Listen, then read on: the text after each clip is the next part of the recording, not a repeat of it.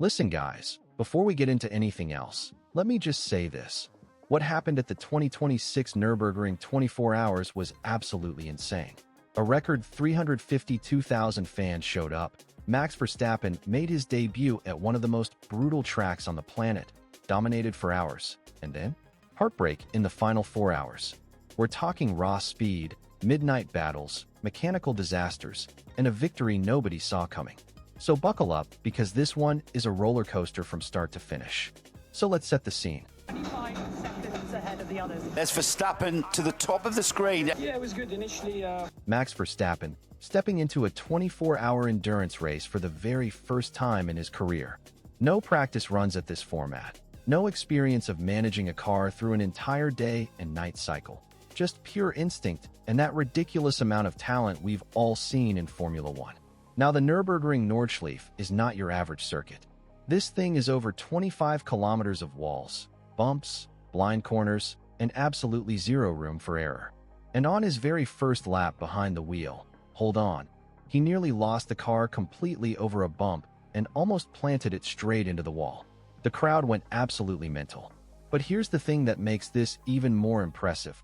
He didn't panic, he didn't back off, he just kept pushing like he'd been doing this his entire life. From that moment on, Verstappen was on a completely different level.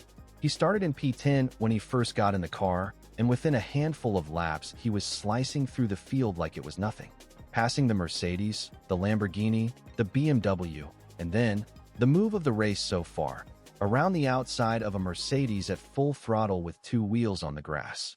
By lap 19, Max Verstappen was leading the Nürburgring 24 hours for the very first time in his career. Let that sink in for a second. Now this is where things get really good. Because leading a 24-hour race isn't just about being fast. It's about defending, managing pressure, and making smart decisions at 3 in the morning when your eyes are barely staying open. And the battle between the number 3 Verstappen Racing Mercedes and the number 80 Windward Mercedes driven by Maro Engel was genuinely one of the best bits of racing you'll see all year.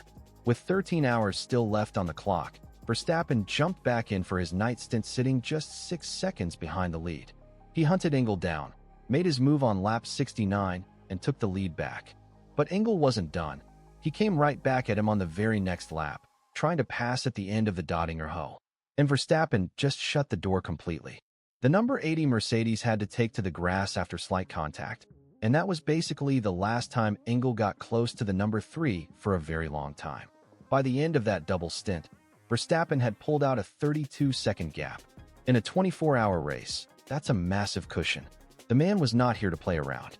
Alright, so let's talk about the actual performance, because the raw pace Verstappen was putting down during this race was genuinely difficult to believe.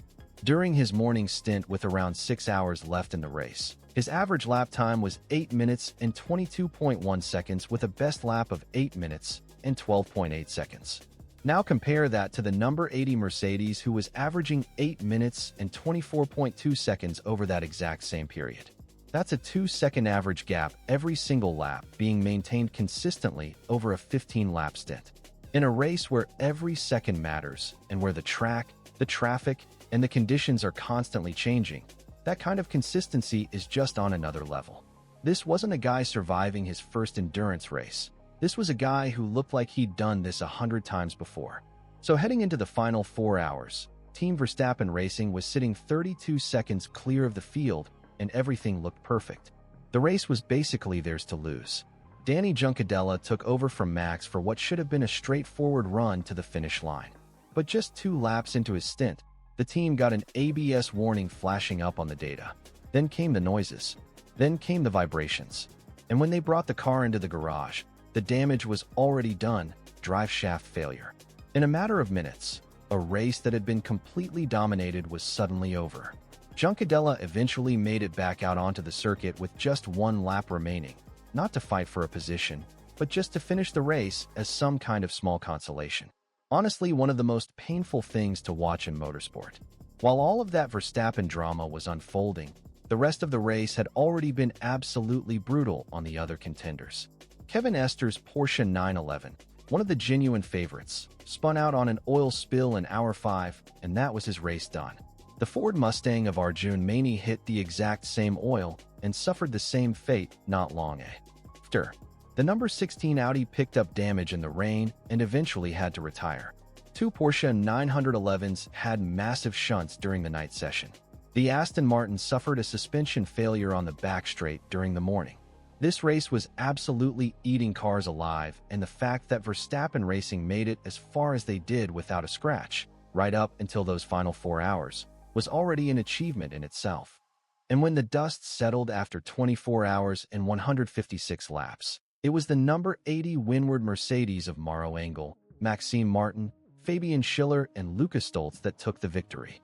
A car that started from outside the top 20. Nobody was talking about them as favorites before the race. Nobody had them as the ones to watch, and yet they were the ones standing on the top step at the end.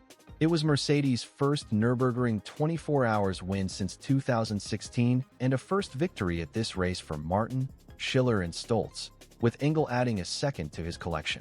Joined on the podium by the Lamborghini and the Aston Martin, it was a result that genuinely nobody predicted going in. So to wrap this whole thing up, we had a record crowd, a stunning debut from Verstappen, incredible night battles, mechanical heartbreak in the final hours, and a winner that came from absolutely nowhere. My honest opinion? If that drive shaft holds on for 4 more hours, Verstappen wins this race comfortably, and we're talking about one of the greatest debuts in motorsport history. But that's endurance racing. It doesn't care about your pace or your talent. Now here's the question I want to leave you with. Do you think Verstappen comes back to the Nürburgring 24 hours next year and finally gets that win? Or does this track have more heartbreak waiting for him?